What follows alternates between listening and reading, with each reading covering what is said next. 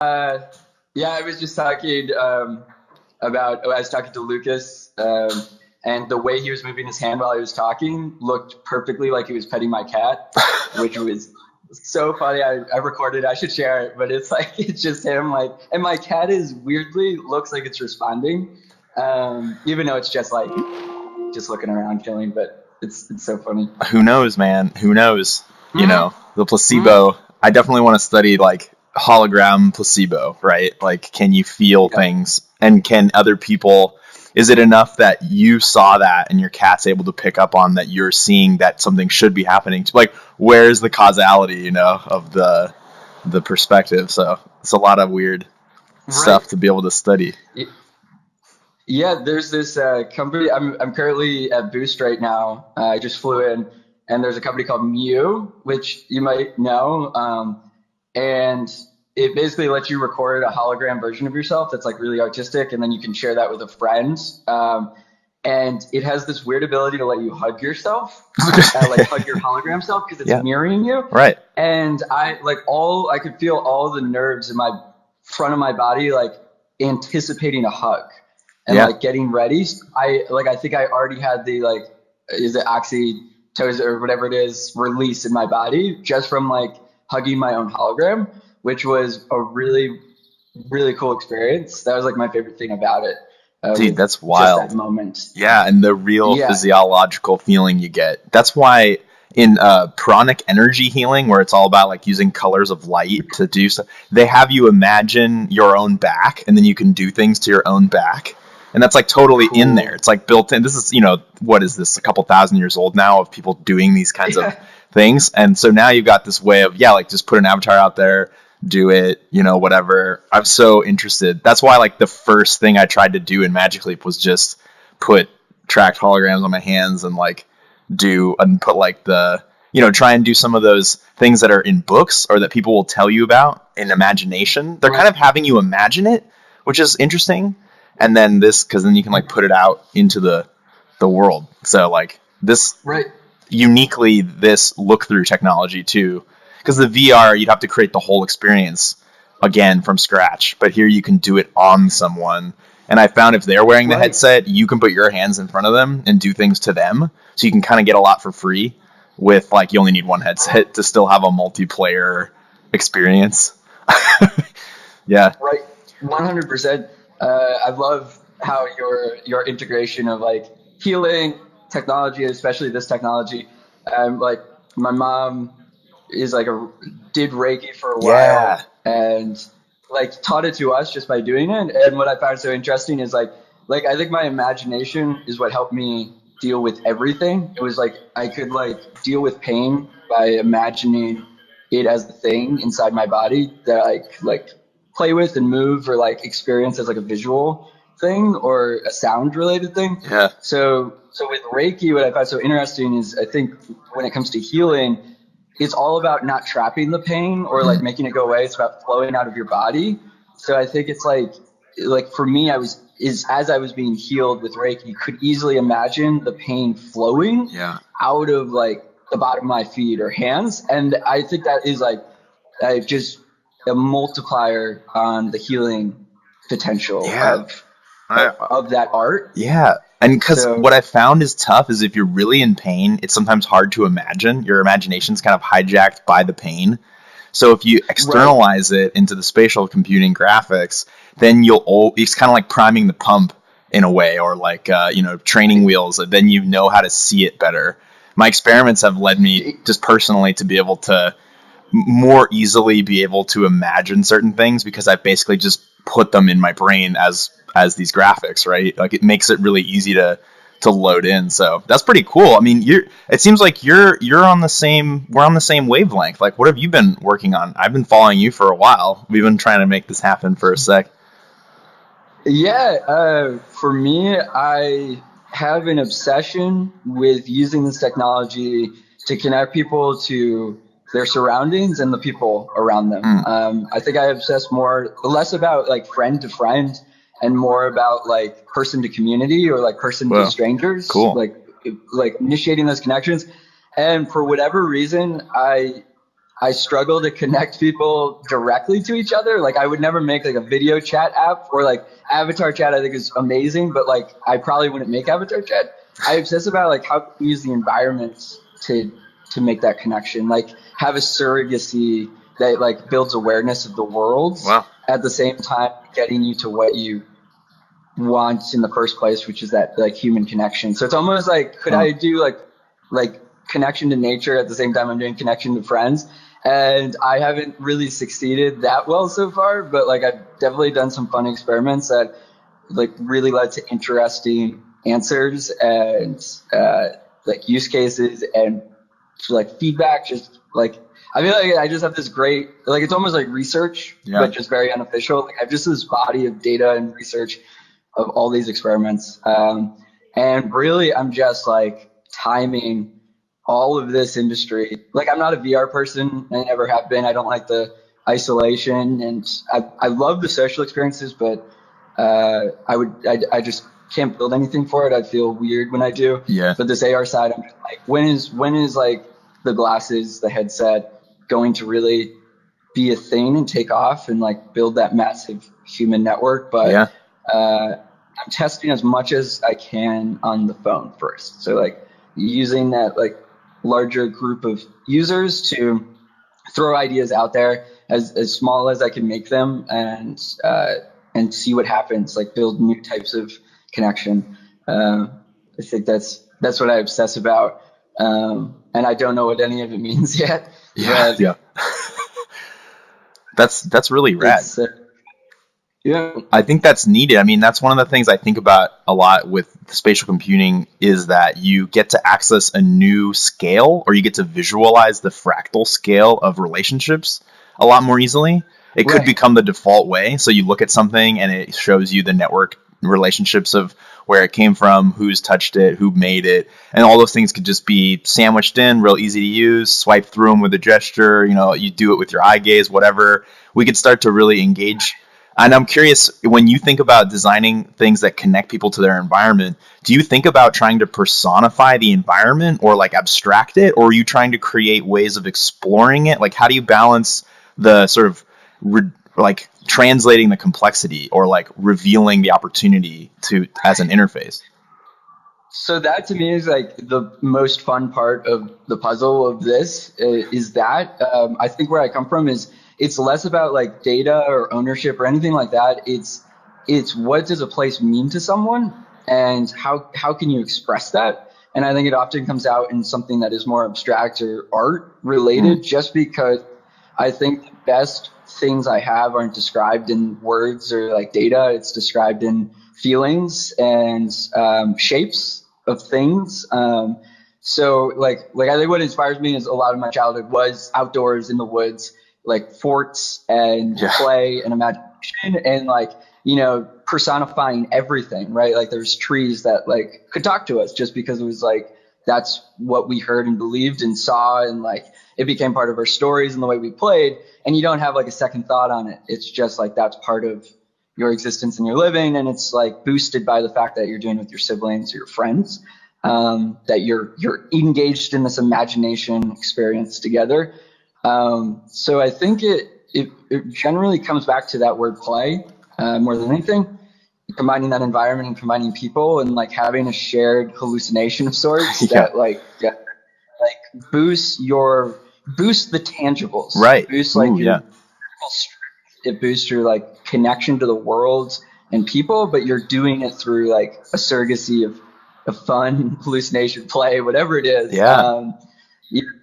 I don't care too much for the data side, but data is like an important part for unlocking that. Yeah, well, it's weird. It's like when you're saying like a participatory, playful hallucination. What I've been thinking about a lot when I research, especially stuff like heart math, where they're studying human tree resonance. So they get data. They can get real data about how the electromagnetic field of humans and trees is interrelated. So when we talk about building these holograms that connect us to the world, these hallucinations that connect us, we also, I think, need to talk about who is participating in the creation of them. Because sometimes I think some of the troubles we have in the West are we participate only with each other. and we're not like involving the bird song. We're not listening to the tree resonance. We're not smelling this. We're kind of just talking to each other, and we create this whole thing. And it's what psychologists call a projection. So does the tree want to be, have a face carved in it, like that kind of thing that sometimes people do?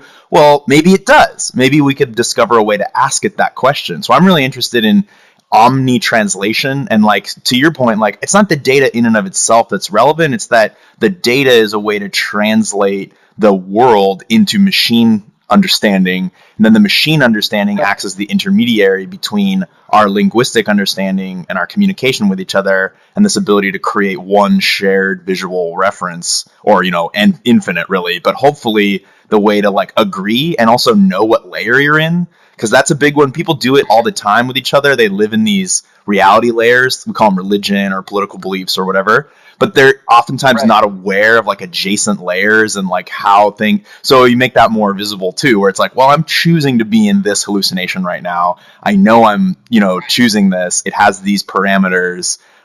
These voices are involved with creating it, and these ones aren't. And like being really explicit could really help us too. Because we don't need to create one giant hive mind. Like I get people are going to want to play how they want to play, but that's something that I'm curious, like if you've thought about like how to involve the natural world in directly creating these computing experiences. Yeah, absolutely. As far as I see it, is like there's this imagination scale among humans. I think it's like everyone can reach like some peak, close your eyes, see white kind of imagination, but we don't all develop that. So we need this varied scale of like, there needs to be a face on the tree for some people. It needs to move, but some people might just be able to like identify with some resonance that comes from the tree. I think like you could sit on those like low level frequencies that most people don't pick up, and have like an amazing connection to the world. And you could feel things, you can like intuitively understand things. I think that the thing that keeps coming to mind for me is how can we project or like embed ourselves and our stories and our imagination in the environment for other people to pick up on, basically creating a signal for those people. And I'm not sure how complex that takes place. A lot of the time I love role-playing games and RPGs and Dungeons & Dragons kind of stuff. And I love like the potential of human storytelling and just like doing things that are one-off or very small, or like the small corner of the world stories in these games where, you just stumble onto the wrong path, but you find like the most amazing little story that one of the developers embedded behind a rock, and you're like suddenly like, wow, I can't believe they added that or did that. But to your point, having this awareness of the layer you're in, aka like a game, is so important to understanding that the breadth and body of stories and things in this potential layer that you're in. So yeah, I could imagine a future that's thousands of layer verses, all this community collaborated storytelling, projection, whatever, that is bringing us into like deeper understanding of the reality of the world, but through our own fantastical lens. Yeah, I really like that. I think, yeah, because one thing I would say is like I think we're all trying to figure out like the truth of the world, and we're all trying to connect to each other, find love, whatever this thing is. I believe in this like universal conscious love, whatever. But I think it's impossible to just build or do one way of doing that. There's not one religion that can like overtake the entire world's minds. Their minds are different. They have different interpretations, experiences. So like, what does it look like if we're all doing that together without even realizing it? And like sharing the story of humanity with each other in the way that like is most tangible to us because it's where we are and who we're with. But yeah. Love it. I love it, man. I remember years ago before this, I think, only Oculus DK1 was out. It wasn't really, so vibrant, but I remember prototyping. Maybe this is something that we can do with a group of us. We called it Augmented Serendipity. And the idea would be the goal is to try and connect people to random others, but you do it by like even if it's something as simple as like there's some interest clouds around them, or they create some graphics that float with them. And then as they move about, if you see someone, and we wanted to create a locus of like trying to do it at like a museum or I don't know why a train station came up, but somewhere like where there's a meta goal of needing to do something or solve some puzzle.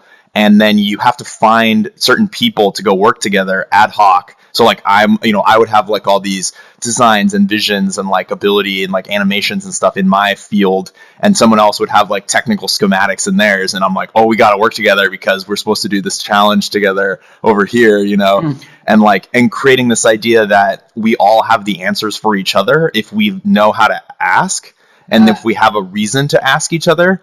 And then using this technology because it's hard to cold ask strangers in the world, like, what makes your heart live? There's a lot of layers to get through, especially when I moved to DC, I got a whole like crash course in networking, right? Everyone in that city is there to network. And just, I kept, really wishing that we had like actually a way to get through the initial intros. Like, I don't even want that to exist anymore. Instead, it's like, kind of the way you meet people on Twitter, actually, in a funny way. It's like, I already know so much about your interests that we just dive right into it when we talk, instead of having to do that whole like, hello, sir, what may I say to you, and etc. My full name and my things that I do, and in an attempt to be interesting to you, right? And so if we just already and being honest with like, hey, certain people are more interesting to us than others, like, and that's just okay. But not everyone. To your point of like not one religion. You don't need to be friends with everyone, we just don't need to actively harm each other, but we don't need to like make each other like each other. Tribes are going to be a big, I just finished reading Stevenson's Diamond Age, and that one was pretty wild because he basically just atomized the world into tribes, right, in that story. But then everyone kind of, there are big tribes, that form up, but they're a lot more based on a fealty to a certain way of living or ideas than they are like even geographic boundaries. And that's kind of fascinating. And then they have conflict though. So I'm always thinking about like, what's the meta, like what's the highest meta or the lowest meta or the most meta way of also making sure that as we build all these experiences, we can referee them, right? So that if somebody starts to get basically a Geneva Convention for holograms, right? Like, so if people start getting too wild with each other, there's a way to step in and be like, okay, you're both playing a game. Like, don't take it too seriously, don't go to war with each other or anything. So I don't know. There's just so much potential. And I'm so curious to hear more about your experiments that you've done, like tangibly, AKA also I want to like see and like beta test. Dang, man. You've been working mostly with phones. Yeah, for me, it's like the funny part is only like, less than 10% or 5% of like anything that I'm working on in AR ever like even makes it to Twitter, just because it's like they either run into like roadblocks or that the people that I do test it with, it's just, there's not any resonance or like meaning or whatever, or it's just like, I really just did it for me and not for anyone else. So it's just to like see what it's like. But yeah, I really like what you were talking about in that. I think like there's this idea that pops in my head of like, is there like a semantic or like a meaning based translation that's necessary in this world where like I imagine amongst like most of the world is religious, but all different religions, all different definitions of God or gods or anything like that. But I'd be so curious of like, if we're able to have something translate what we believe to other people in a way that they can understand in their religion. Yeah. So because it's kind of like, it's like we have this idea of God, but our gods are different, so we have to hate each other. I always have to ask. I feel like you always have to ask someone when you're like, oh, I believe in God. What are you saying? We need to unpack this. We need to draw a lot of pictures, because like I don't know what you're talking about. That's the challenge with words, right? Is words are triggering pre-built associations. They don't really carry the meaning in the word. The meaning is inside the other person and inside me, and the word is trying to trigger them. So in a way, this technology, like I like what you're saying. Like that's kind of what I've been thinking about without knowing how to like say, is that you have like this Omni Translation of meaning, and by using art, because now this is an infinite art canvas effectively. Like now you can make any representations you want. and hopefully do it in real time, right? And sort of as you, it's because we use our hands and stuff when we talk, right? But being able to actually draw in midair and things like that. We should probably have another time where we chat in Spatiate if you have Spatiate, because that's freaking surreal.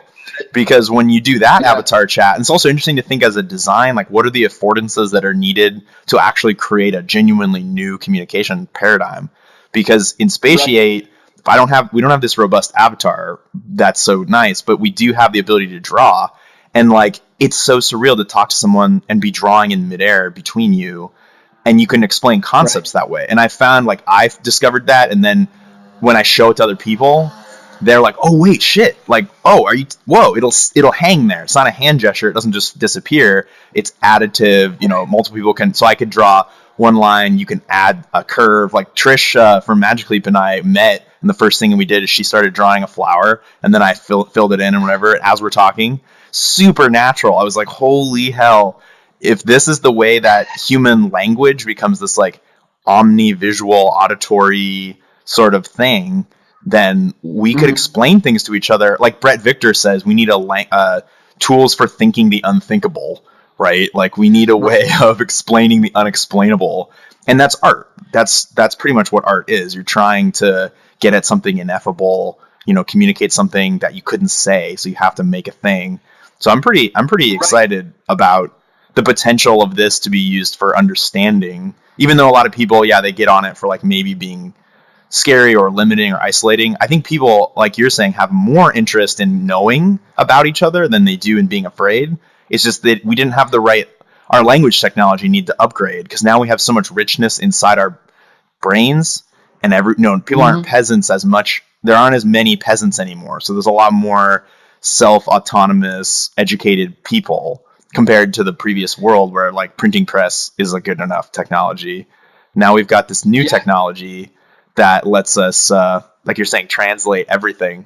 It is funny though, because I read the Glass Bead game. Have you ever read that book? Glass Bead game? No. It's by Hermann Hesse, and he wrote like Siddhartha. It was his most famous one. And I've read Siddhartha. Yeah, so the last book he wrote was Glass Bead Game. Who Paul Sappho, the futurist, when I met him, he told me, he's like, you got to read this book. And I was like, okay. And I read it, and it was really surreal, because the Glass Bead Game is basically this ultimate culmination of all of human thought into one game you play. Like it's like a weird kind of musical instrument / computer terminal / and like there's like a festival even of like the best Glass Bead game players can perform human knowledge as a kind of concert. And it's like, it's amazing. And it's so, but what's also so wild is like the main character of the book is like, I call him like academic Jesus. His name is Joseph Knecht, and he's like the best there ever was, right? He's like, he comes from nothing, and he rises to the top of the Glass Bead game to become the magister of the whole game.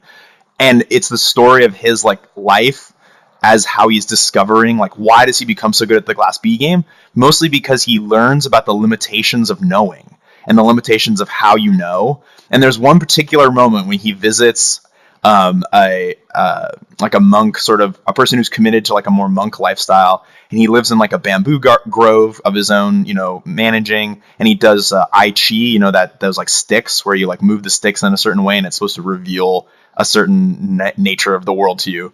And Joseph, Man in the High Castle, the guy. Yeah, that thing. It's like a divining thing, and it's a symbolic thing.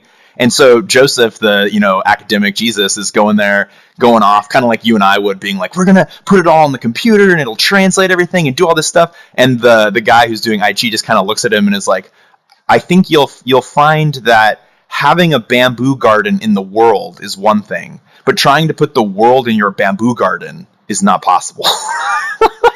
And I was like, that was a heavy line for a younger me, of like, whoa, wait, yeah, the computer can only ever be what it is. So it'll only ever be as big as the computer. It's not necessarily going to be as big as the world. So also, how do we manage the limits of what we've made and know about the edges of, the things that can't be spoken? We know the edges of language, the edges of computability, and really bring that into our life so that we don't accidentally over rely on this technology too, and we create a blind spot. I'm working on a story called Heaven's Janitor, which is about all of human society. We create the perfect quantum computer that can resimulate reality with perfect fidelity, but then infinite control. And everyone moves into it. And basically the whole world gets covered up with this like weird silver film that is the computer. And that's it. No one lives on the surface of the earth. They live inside the quantum computer where everything is perfect and it's heaven. Except that it's still a computer on Earth, which means that some people get printed out into bodies and have to go like scrub the bird shit off the top of the computer and like clean it and fix it, and they're the janitors, right? So this whole society, so the character of the janitor is always kind of at odds with the society, because the society is just endlessly pontificating about how glorious their math is and their knowledge, and they create these gorgeous art forms.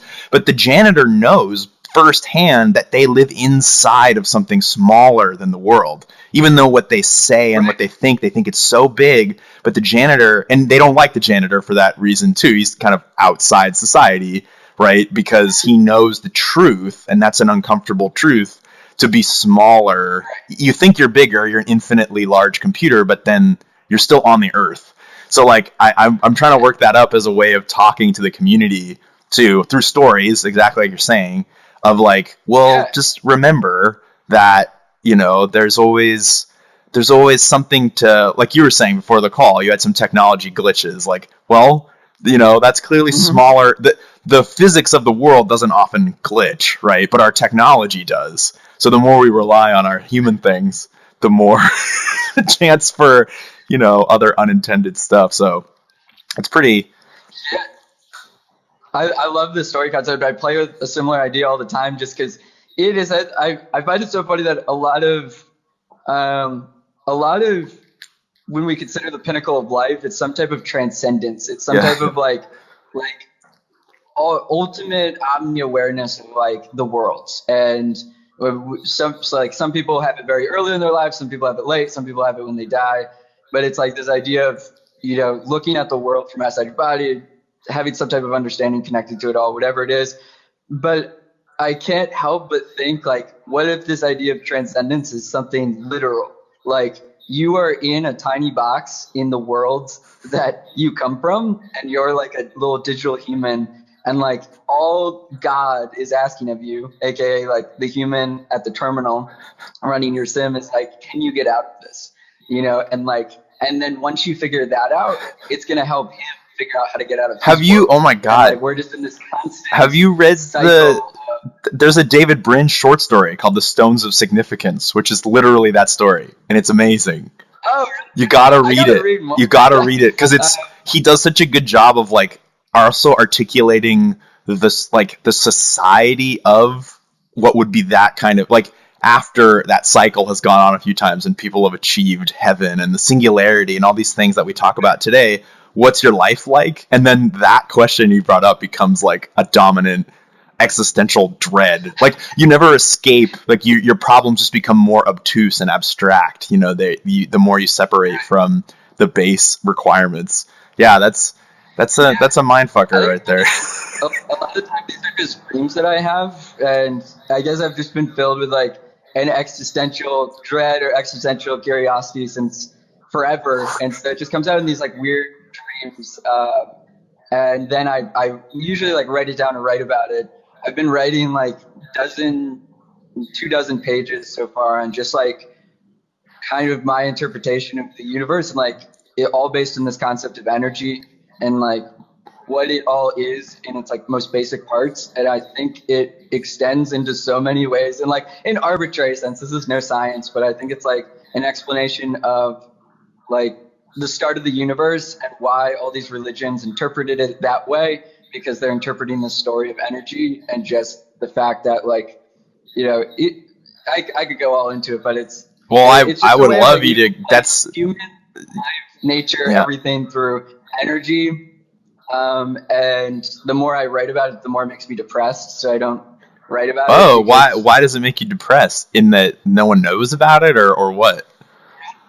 No, I think it's like, for me, it's too clear of an explanation. Maybe it's just on a personal level, that it makes me see life in the most transactionary way, so that it's like in a way, it's like it's like the principle of everything and nothing, which is also a good thing in energy. It's like in a way of feeling like I know more or too much in this interpretation, it makes everything meaningless. So I don't tend to like it. Oh, that's interesting. I encountered a heuristic that has kept me from feeling like that.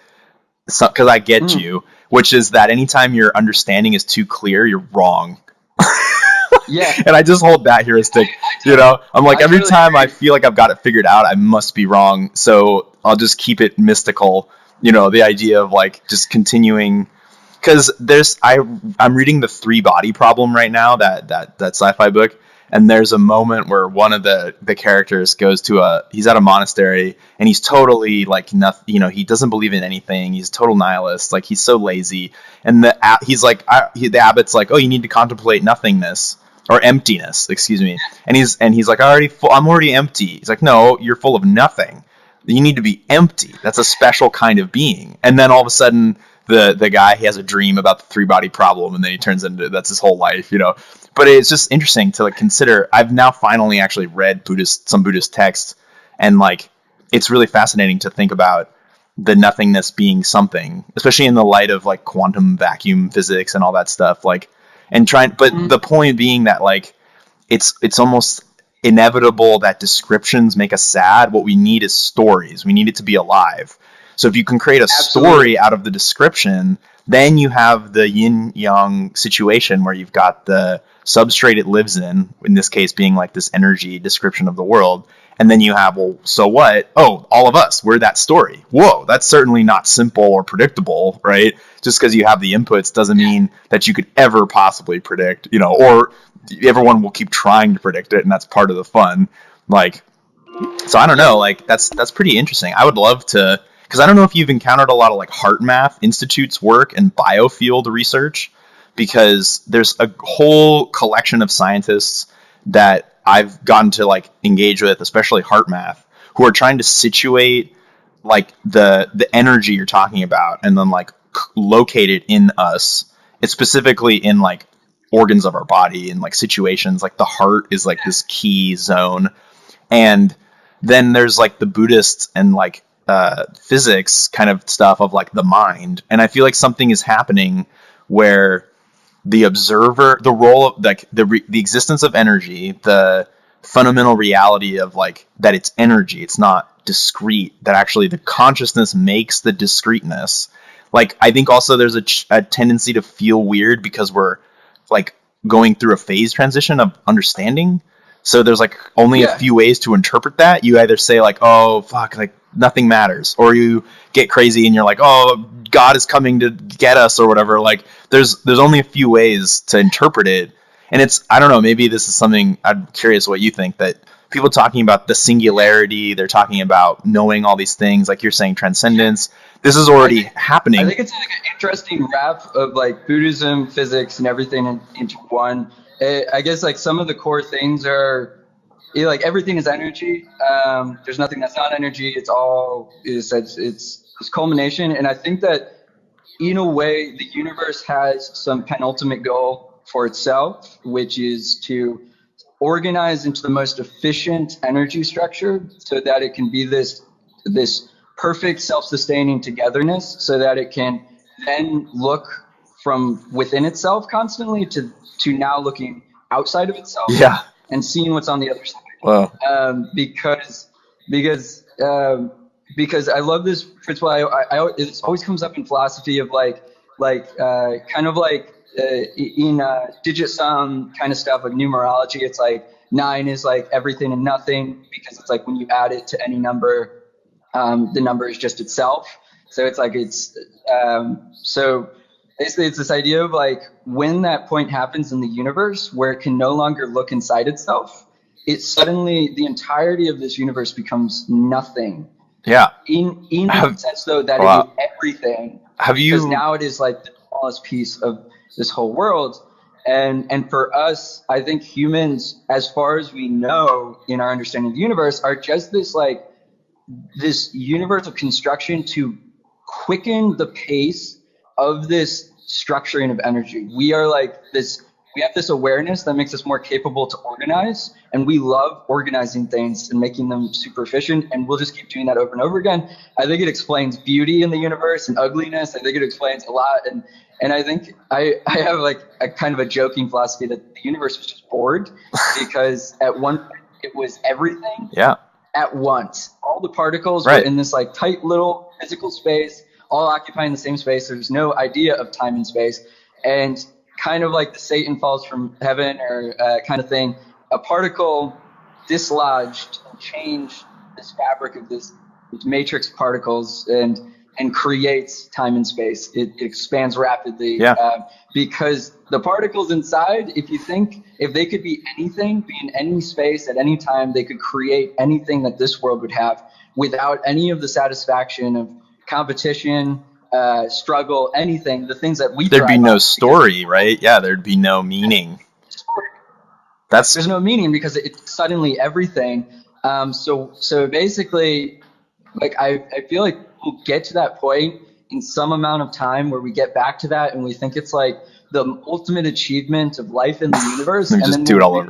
Yeah, back to where we started, and it doesn't matter, and we're like, let's just do that again. Yeah. But what I hope is that when we get to that point, we're reaching then a higher level of understanding. We introduce new aspects to our reality, things that we just can't interpret or understand. Maybe we can imagine, but like new spatial dimensions, new anything that just like completely build a new reality, a new challenge for this kind of world we live in. I think we're just a reflection of like this inner, like this most fundamental nature of energy and that builds us up. It's like just a reflection. Yeah. There's a Buddhist question in the Dharma Sutra that says, consider where the reflection in a mirror exists.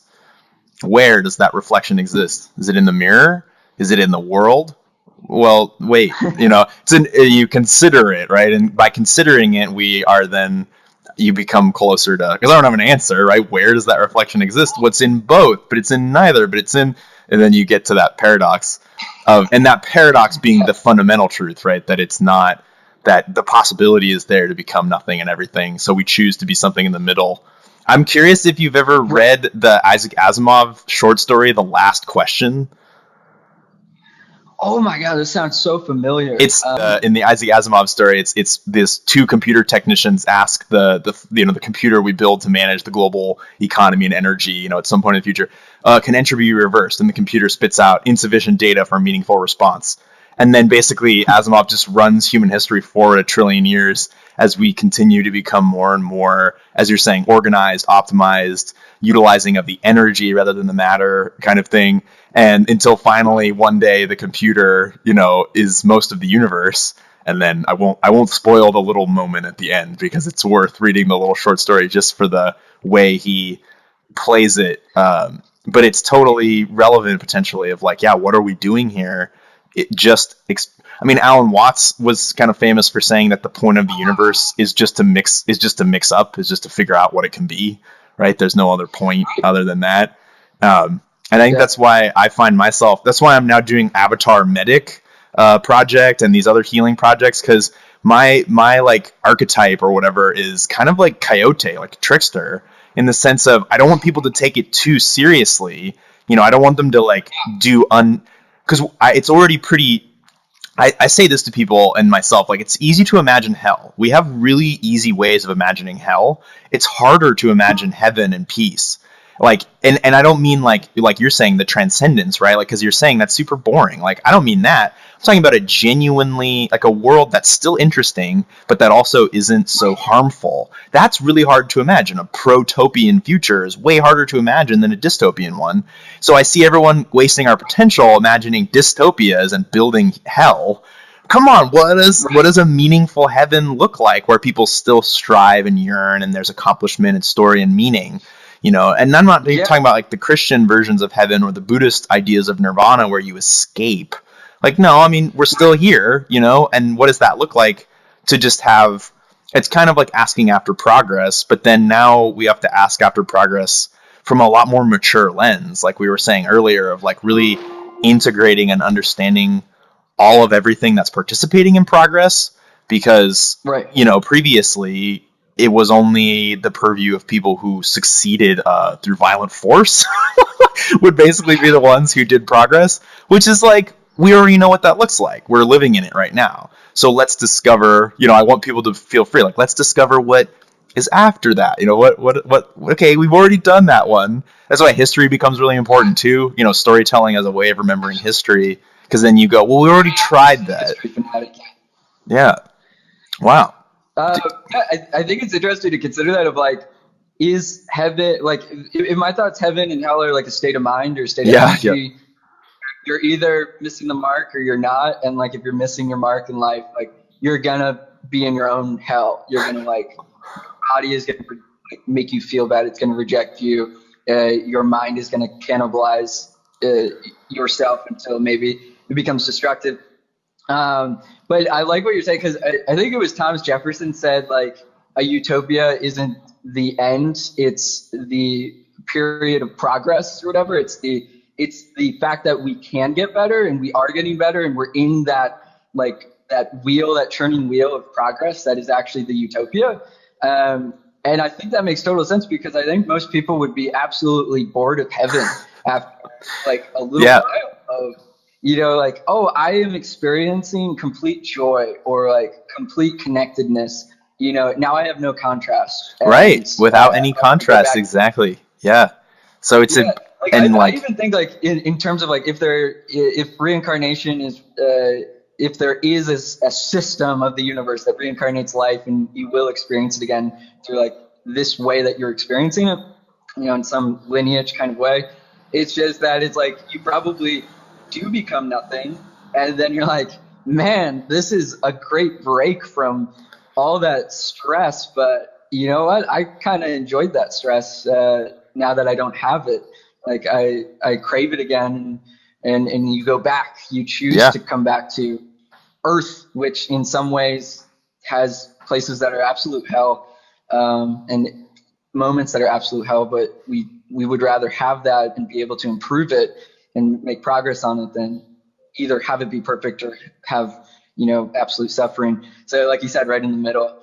I think that's really cool. Yeah. And try for it. And I think I'm impressed by the potential of stories, because I've been, I think both of us grew up playing video games, like especially first person shooter games, and the idea that we can externalize and like delegate violence to another realm than Earth's surface is really interesting to me, because like, you don't want it to bleed back out and create like, oh, now our computer systems are just spending all their time simulating violence, so that violence bleeds out into the world. But if there's a way to really, like, I think about this a lot, is like, how do you really confront violence and the nature of conflict, and you look at it neither good nor bad, you just try and understand it as an aspect of being. And then we can create ways of basically blocking it off and making zones that fulfill a sensible need for hell. I'm saying things that are kind of radical, I think, to some religions would be that hell must exist, right? Because without that, there's no contrast. But where is hell and how real is it? Is there a way to sort of simulate it, put it in a corner, but then make the surface of the earth where our bodies live a beautiful place that's mostly nice? But we still have places to go for the darkness, and then ideally counselors to retranslate and bring through your like demonic side or whatever, to be able to say like, well, okay, you're headed out of hell back into the world, so you've got to, because I look at so many characters throughout history, humans throughout history, who you're like, dang, if only we had just like had some hollow healing on those fuckers, like maybe they wouldn't, like you look at these people throughout history and it's like tempting to say they're good or bad or whatever, but I'm more just like, if only there was a way to talk, like you're saying, about our energy, and not just in the abstract, but actually like dance in our energy with each other and explore what archetypes we are, and I think these things exist, but it's a matter of making them more discreet and more approachable, and also kind of disrupting the matrix. Today's matrix has certain values and goals, and I think tomorrow's matrix has to have more of a, like, be able to communicate and discuss violence and violent tendencies and other, basically be fully human and not pretend like we're, like even prisons, like, okay, people are bad, we send them to a box and then they get worse. Like, that's a bad design, that's not a good design. So being good, humane designers, you do prisons like they do in like Norway or wherever, where the prison itself is a fine place to be. You're punishing people that they can't leave, but you're also trying to make them into better people by letting them explore themselves and learn and uplift, so that by the time they come out, it was actually a value to put them in there rather than now it's a liability. So our whole world right now is like, creates these. In my head, just over this what you're saying, I think it's interesting. I wrote this short story, Black Mirror inspired. Basically, it's a world where people, when they have a heightened negative emotion state, can run through an instantaneous simulation. Whoa. And release that energy and then come back to reality. But the short story was that she basically gets angry at her boss, thinks she's in the simulation, and jumps across the desk and murders him. Right. But it turns out in real life, and now she has to deal with this world and the repercussions when there's no violence or anything, and suddenly there's a boss who's been strangled, kind of thing. And wow, that's a good one, dude. Have you published that? I haven't published it. Okay. I share so little of anything that I do, but I should probably. Me too. Maybe we can also let's form a support group for just publish it. Okay. Yeah, just publish it. I love it. And then one thing I'm really curious about, because especially on video games, and I love looking back in history. One thing that's always present in history is violence isn't always immoral in the lens of history. Right. We can take a moral relativism to genocide, lying in the fields, conquering and everything, but then we consider the greatness of these people and that they were able to do it and rally the world behind some idea or cause. And now we are approaching, I think, a post-violence, post-war world, as I hope. Obviously we don't want to. Well, maybe, right? There's actually, I want to hear what you think about this. The Bhagavad Gita, one of the Hindu texts, probably the most famous one. It basically, the whole premise of it's a poem, and it's Prince Arjuna, who could be us kind of people, we're learned sort of people, we know. And he's basically on the battlefield, he's facing off his enemy side, he has his army, but he has this attack of consciousness where he's wait, those other people over there, I just had dinner with them months ago, and now I'm going to go murder them. But luckily for Arjuna in this situation, Lord Krishna, who's Jesus, but blue skin Jesus, is there. And he is saying, well, Arjuna, you must not have been paying attention to what I taught you. Because if you really knew the truth of the Omni being, of the Atman, of the all that there is, you would know that you are about to go both be the killer and the killed. That you and he are not separate, that your two armies are one being itself and doing this conflict. And so here you find yourself karmically in this stance where you may go and win. It's just that you are also losing as you win. And then that level of consciousness is a huge mind blow in a way, because you're going, well, wait, so I'm going to go still fight knowing that I'm doing something good and bad, and that I'm going to be both succeeding and failing. What? And then he goes and fights, there's nothing else to do. But that is the level of consciousness I hope we're headed to, which is that we make discrete choices about violence, and we're so aware. And that if it still comes down to it, that our collective consciousness wants to do deadly force, that we are doing that from the stance of knowing that when we kill, we also die. And that we no longer have this illusion that there is a separate being which dies over there and that I'm fine. But that instead we know that every choice we make like that is not just a karma later. We like to think of it as a debt. It's not a debt. It's an instant moment. When I kill, I also die. Bam! In that moment. And that's the same when I was reading about the Ohone people, which is just a name for all the collection of people who lived in the west coast of California. The way they would go hunt was you would need to have accrued spiritual power, and certain animals would effectively give themselves to you. So if you had accrued a lot of spiritual power, a deer would reveal its flank to you and you could kill it. But if you tried to go after something and kill it and it basically didn't want you to, it wouldn't die. Because at that point, the technology... About that. Oh, really? 6 days ago. That moment. Yeah. Wow. That was how we used to engage. That's how parts of humanity used to engage with the natural world. And I'm curious if that's something where could head back toward, where if you're going in this world, you can do anything you want without any discipline.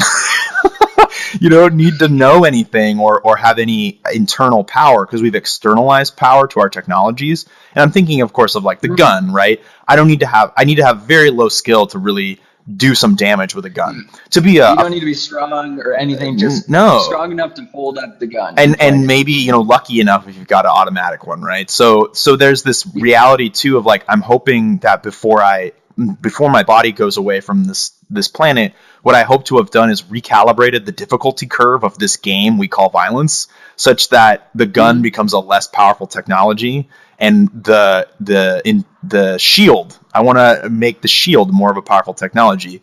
The idea of a neutralizing force, like a lot of superheroes, like you got Captain America, you got Wonder Woman. There's like in our mythology, right, that they have shields, that they're not there to hurt anyone, but they're there to stop violence.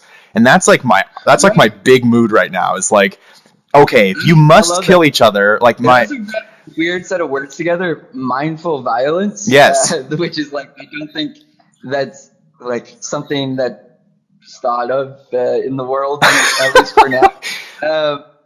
I think what's so critical is having a connection that extends in some new type of way through energy, whatever, to the whole world, so that we feel, not in some artificial way, but truly feel the karmic action of these like massive group decisions, especially as the population expands and just grows infinite, and life is infinitely going out. It's like what's interesting is like, I'm very pacifist. I'll defend like my siblings or anything in like a tribal sense, but I don't look for violence. Not a violent person, but I love violent video games. I love competition. Yeah.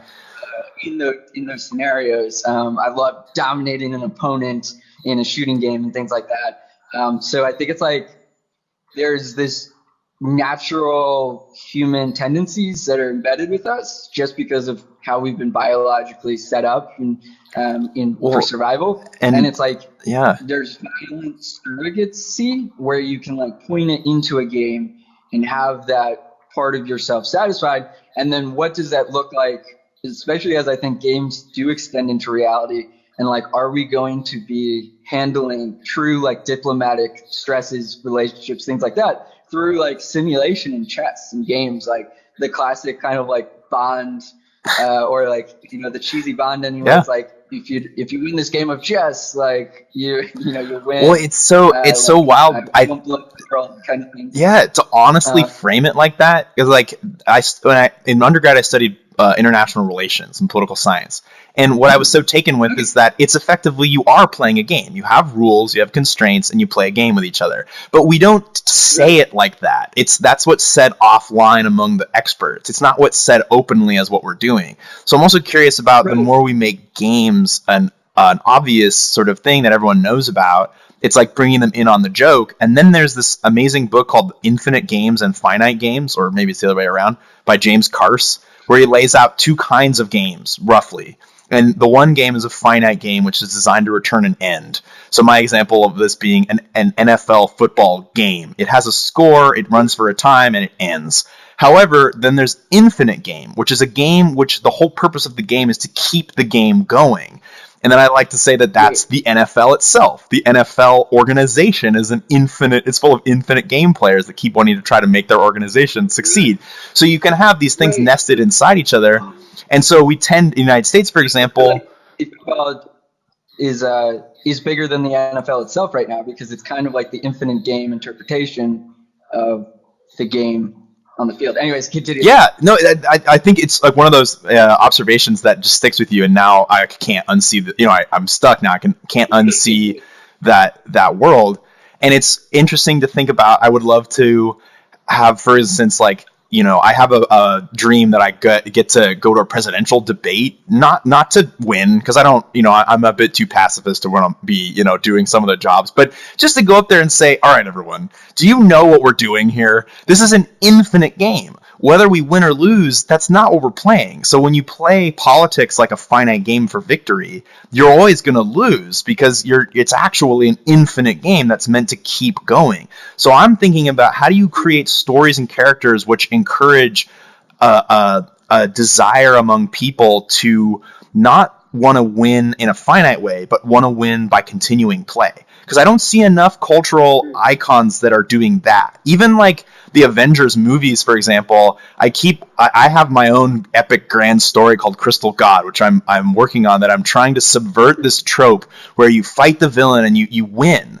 But I'm trying to get to the end moment, and instead of winning, there's actually a conversation between the two parties that says, we're infinite, we will do this forever. Maybe we should reconfigure this relationship. And basically subvert the whole trope and basically meta reveal what we're really doing, and use that third perspective to step outside ourselves and say, hey, wait, if either of us won, we would both lose. We need each other. Kind of Batman Joker-esque, but without the terrifyingness, hopefully, of that character. But to like the realization, right? And to create cultural heroes that want to think like that their primary goal is to continue play. So they'll always like, the Avatar Medic project is so cool that I've gotten involved with, because it stems out of me thinking about my first job ever. I was a lifeguard, like a beach lifeguard.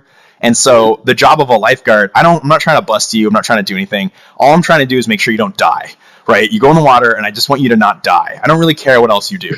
So I think I've been thinking about that for a long time. What would a social lifeguard look like for Earth? Like, what would it look like to okay, these two tribes are about to kill each other, and a third party comes down and says, okay, you're about to kill each other. I get you hate each other. Let's talk about it first. And if you still want to kill each other, go for it. But I want to stop you before you do it to make sure you want to do it. Because sometimes people make decisions out of haste and then they regret them. So if there was a third meta organization, which job was just to say, wait, do a breathing exercise, let's talk about it, and then you can still kill each other if you want to, because I can't stop you. I might referee and protect your civilians and enforce the Geneva Convention, but other than that, go wild. but make sure you want to do that, because humans also have emotion, and that emotion is both powerfully good, but it's also powerfully bad. And so that's why I became so fascinated by Heart Math Institute, because when you use your heart to focus in on your heart and you breathe into that heart, use a simple meditation, you gain access to this physiological state that they call coherence, where your heart rate, which was kind of erratically going around normally, will turn into a sine wave of heart rate variability. And they can measure that it's a more powerful state than all the other heart states put together. It has this spike at 0.1 hertz that goes up considerably high on an EM spectrum compared to other things. And they've even done correlations where, like, if more people are in that state, the environment is more peaceful. And they've even correlated our heart field and heart state to the Schumann resonances of Earth and the solar activity of the sun. So they've been able to create all these connections, kind of back to your point of, like, we need a way to know about our influence on each other. And we've begun doing it to the point where then we have mindful violence, right? If you must beat each other up, do it in a way where you know what you're getting into. I don't want any more ignorant fighting. If you're a very mindful fighter, then do it. But the ignorant fighting is, in my perspective, what somebody like an Avatar Medic or a social lifeguard would be there to protect others from. If two people want to punch each other to death and they're just idiots, fine. But if you involve other civilians or people who didn't ask to be part of that, then no, we need to isolate you. And if you must go fight, you need to be isolated and put somewhere where you're not going to hurt others. That's like my primary directive, and a way to channel my, like you're saying, my desire to like be conflict. Like, I don't want to get rid of my human nature, but also I don't want to create unnecessary suffering. Like, maybe it's the end of the era of unnecessary suffering and toward the era of like mindful suffering, like, intentional suffering. Like, you're only doing as much as you really need instead of more. Like indiscriminatory violence, like bystander death and all this kind of stuff. One thing like, I played lacrosse growing up, and then when you read the history of lacrosse, it was a game between tribes, Native Americans, and it was a very violent sport where the best warriors from each tribe would compete in this game. The ball was the first person's head who got chopped off. Oh, fuck. People. And then you'd actually have like the lacrosse stick, and the whole point was to get the head through the goal on the other side of the field. Oh my God. But you had blades on your stick, so it was just like this violent game but it was a condensed violence that saved the rest of the tribe from the violence of war and genocide, pain, and it was, in a way, you're putting your best warriors forward, so it explains the whole outcome of your war anyways. Yeah. Because if your best warriors can't beat their best warriors, what does that say across, your entire scale, besides just being extremely deceptive type of warfare or things like that, where usually innocents get hurt and there's right. The invention of total war was a big. I remember sort of reading about that the native tribes of this country played erratic retaliator and games like that. And then the Europeans showed them total war, which is you hurt me once, I destroy you forever. And that idea of total war was a big innovation in terms of, warfare. And then we invented the Geneva Convention, to try and actually limit that. So like you're saying, like compressed violence or contained violence, like that to me is part of the role of these technologies, and the future and the visions of the future need to have. And I love your short story. It's coming back of like what we need to have. It comes back to our beginning of our conversation of like, we need to have awareness that you're in a compressed violence layer. Like you need to know that when you're doing something that there are different realms that you do different things in, and be able to navigate that so you don't accidentally spill out into other areas. And then if you do accidentally spill out, we need like reality reintegration specialists, to be able to make sure you're adjusting to the different reality layers, and try and keep us to, keep our demons harnessed, put little saddles on them and ride them around instead of just letting them, just rule the roost in terms of the way it is today. So, wow, man, you're really thoughtful, and we're definitely on the same wavelength. So it's also been pretty cool to, you're like an avatar floating.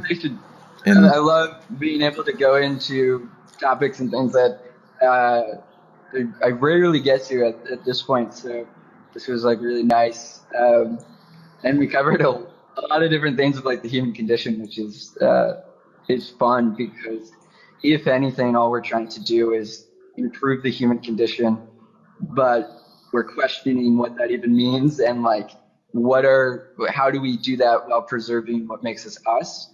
And it's not simply like the rejection of who we are or parts of ourselves. It's like bringing that all together into new experiences that like lead to less karmic damage, right? So I really enjoy this conversation because I'll go out now and say like my thought processes and like this in, because I feel like they all play into each other. Basically, my mind is constantly ruined by the fact that I have so many belief systems or like philosophies and stuff intertwining into like single decisions.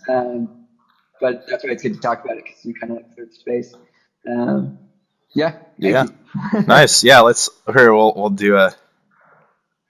Oh wait, I think I could just use my hands. Oh yeah, right? Can we use our hands? I have the controller again. Okay, high fives. So weird. And even these little moments where, even I'm actually become really fascinated by the physiological benefits of spatial computing in the sense of you and I are talking about this and we're embodied and we're standing up and my chest hasn't collapsed forward on itself like it does when I sit in a chair. So we're in a more heart open posture. So I have a hypothesis that with this technology, we'll also be more likely to have better conversations because we're in a better position to have them.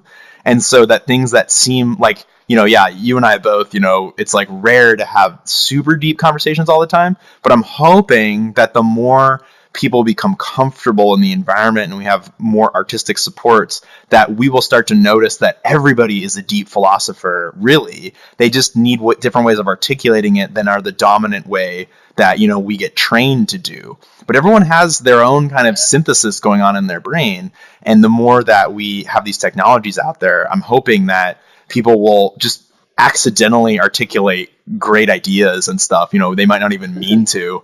And just all of a sudden we're in a different realm in terms of what we are talking about and thinking about. So it's pretty cool.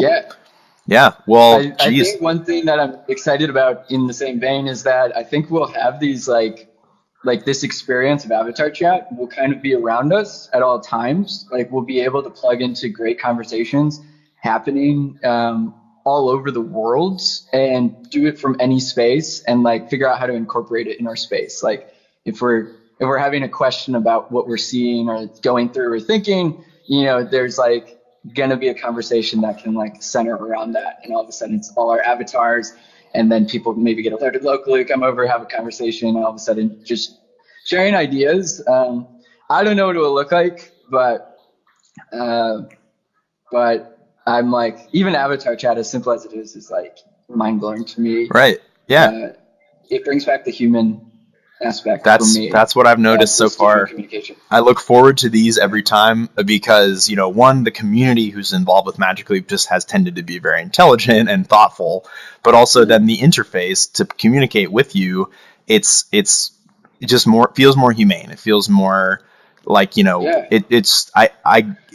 at just the beginning of it. And so it's pretty amazing to think about what will happen. And I'm definitely, though, the whole time, I think you are too, like, we'll want to keep thinking about how we very truthfully acknowledge our different negative sides and our positive sides. And just as we go forward in building this kind of synesthetic conversation of avatars and knowledge, that we're not pretending like that isn't going to be something that people mess with. We're not pretending like people won't want to manipulate each other. We're not willfully ignorant, effectively, because we saw a previous generation of tech founders, whether they wanted to or not, or whatever their motivations were, they kind of were willfully ignorant about the way people really are.